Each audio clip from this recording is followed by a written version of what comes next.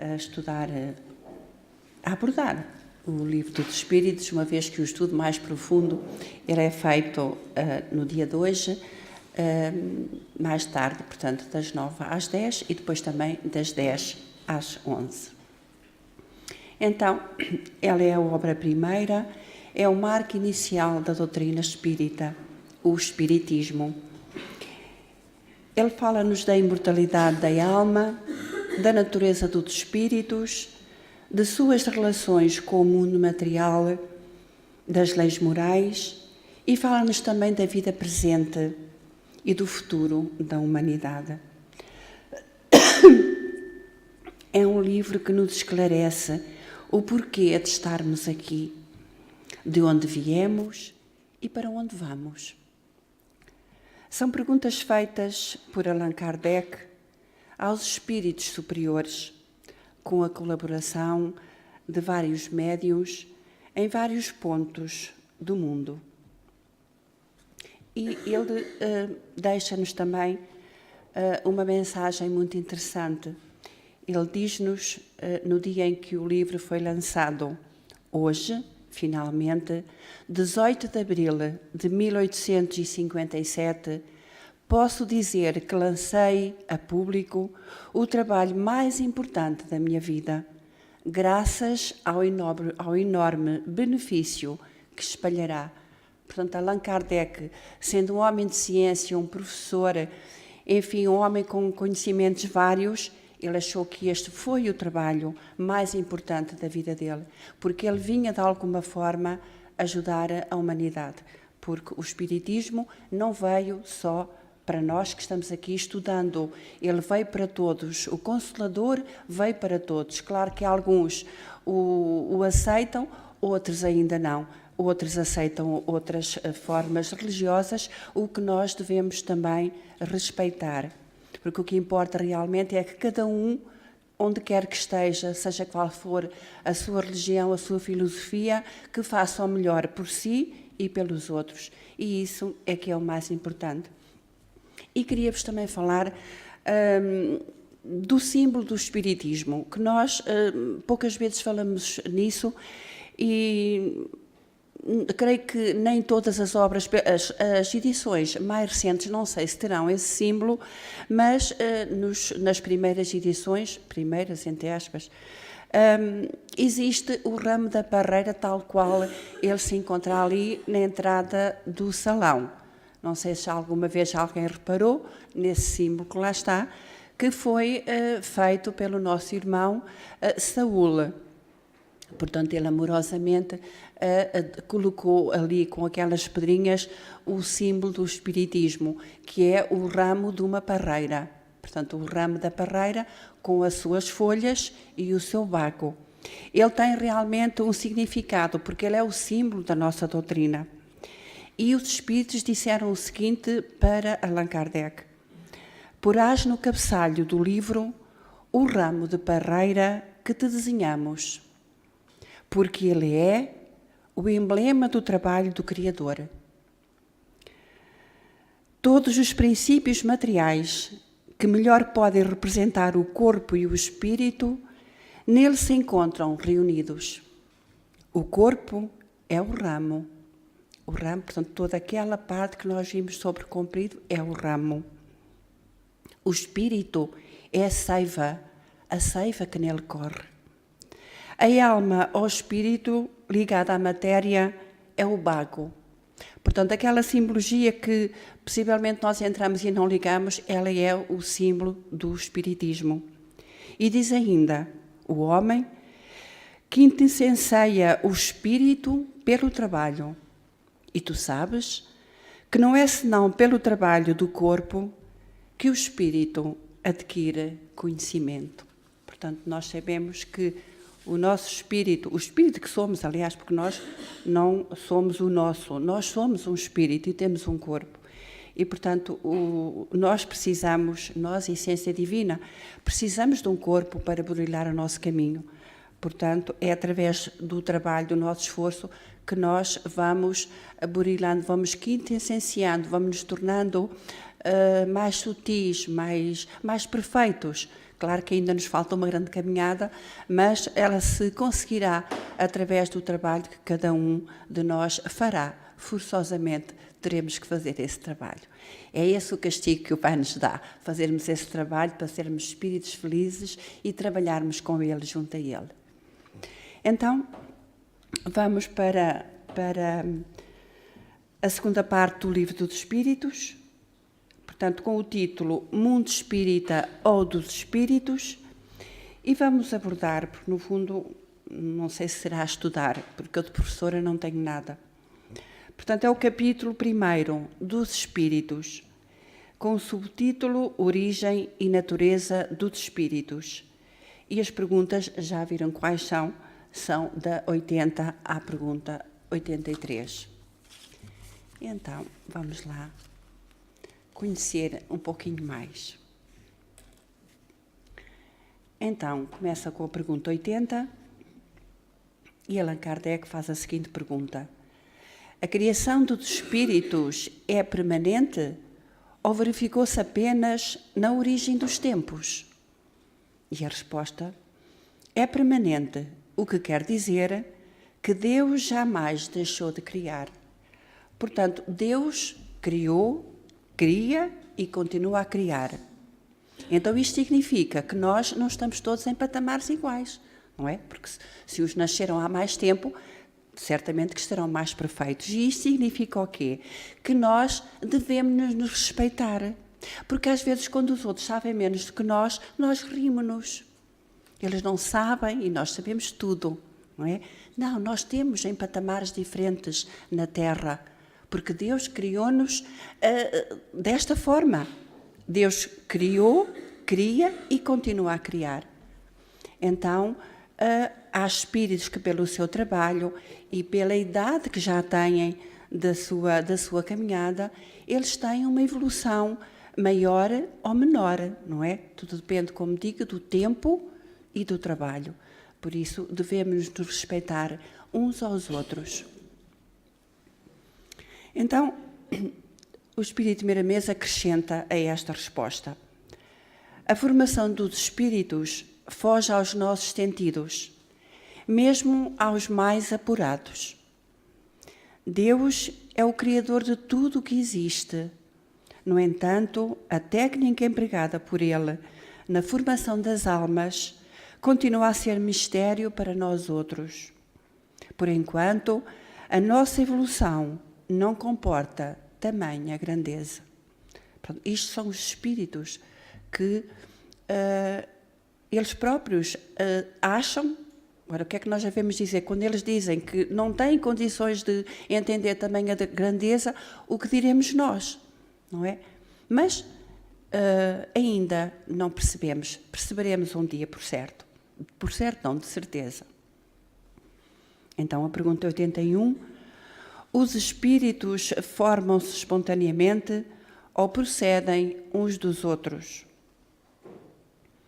Então, a resposta: Deus os criou como a todas as outras criaturas, pela sua vontade. Mas repito ainda uma vez mais, que a sua origem é um mistério. Portanto, nós sabemos que os espíritos, até agora sabemos que os espíritos foram criados simples e ignorantes, mas não sabemos mais nada. Por enquanto, dizem-nos os espíritos. A pergunta 82. É certo dizer que os espíritos são imateriais?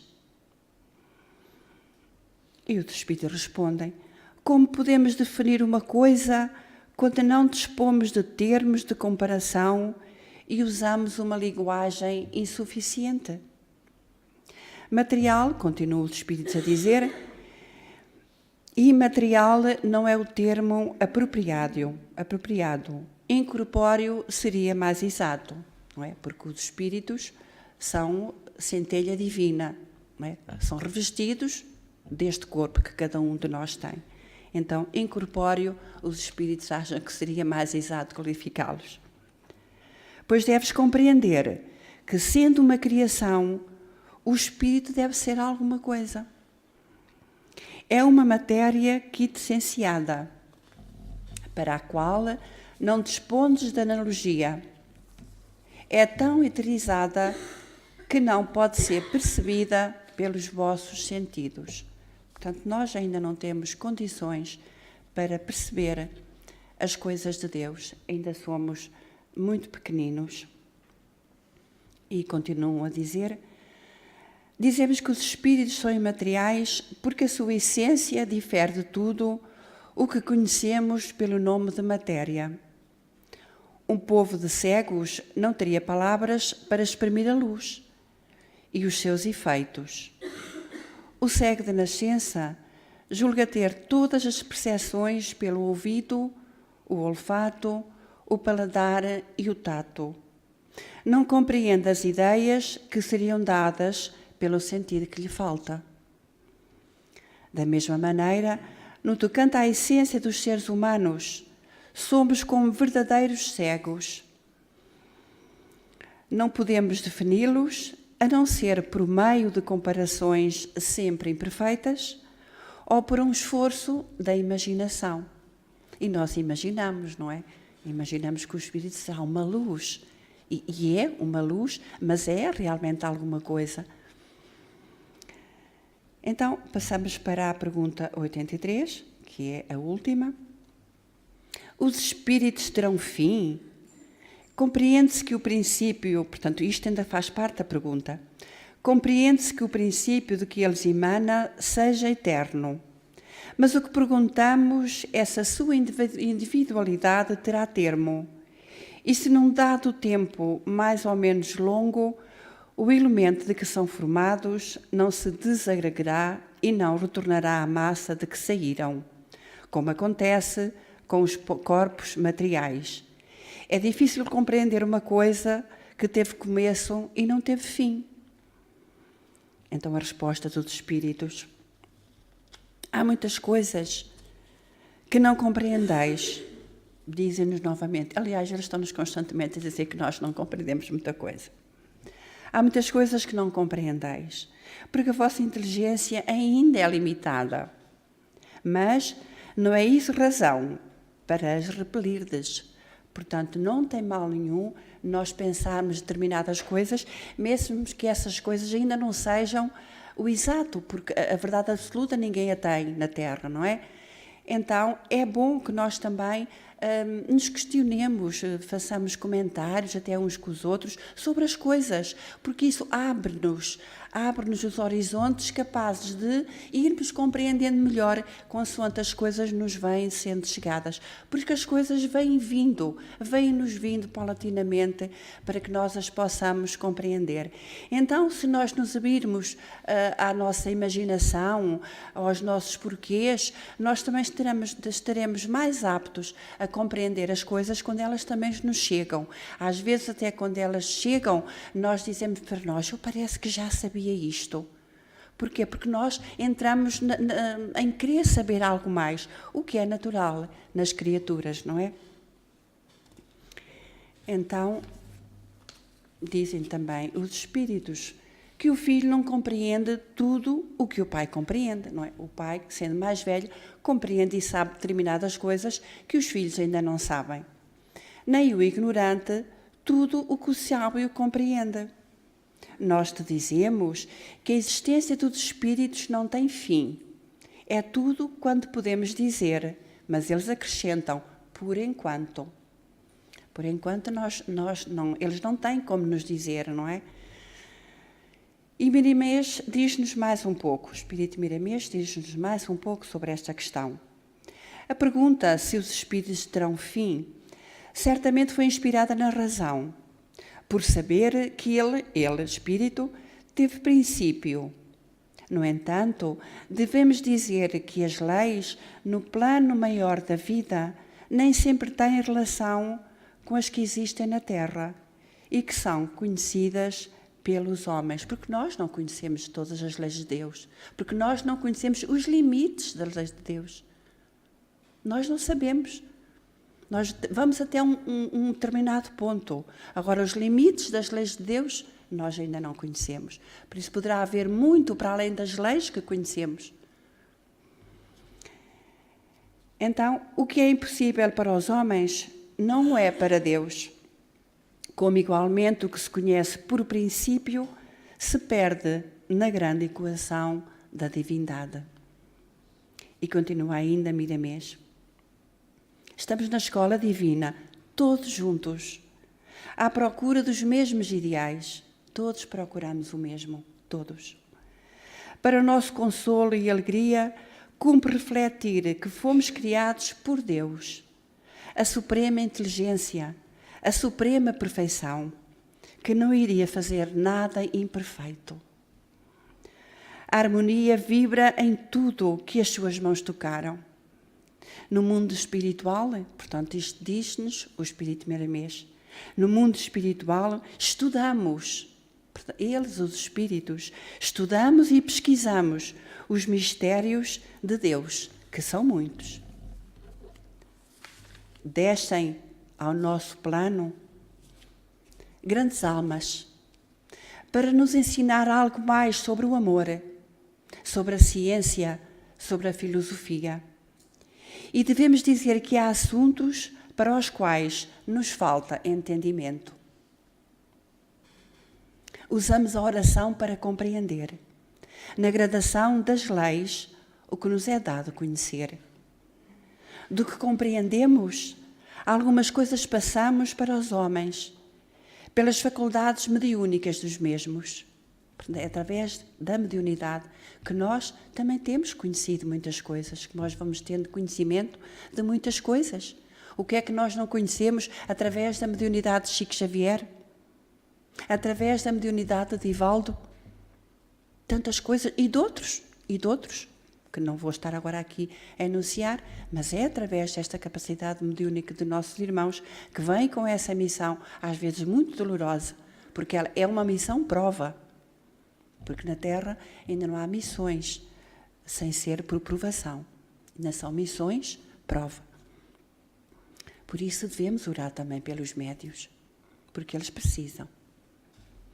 Então, continua o Espírito, por enquanto a nossa evolução não comporta a tamanha grandeza de Deus.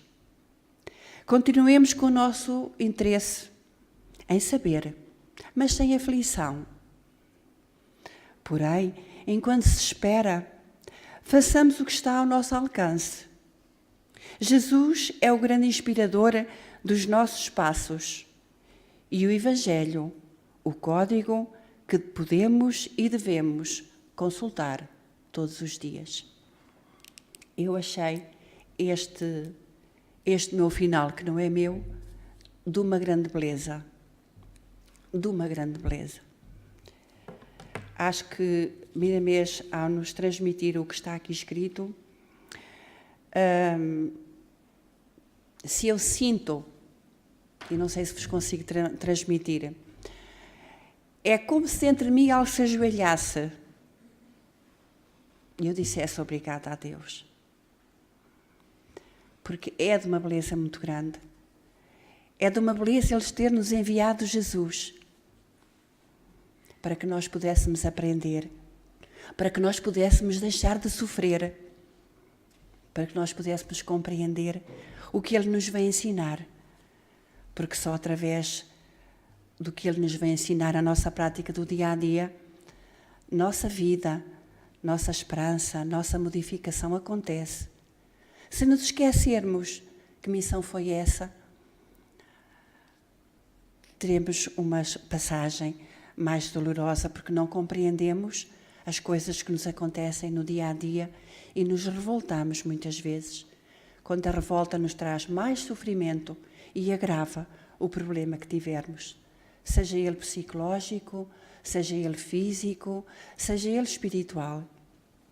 Então façamos o que Miramês nos aconselha, façamos do ensinamento de Jesus, do seu Evangelho, o código que possamos consultar todos os dias da nossa vida.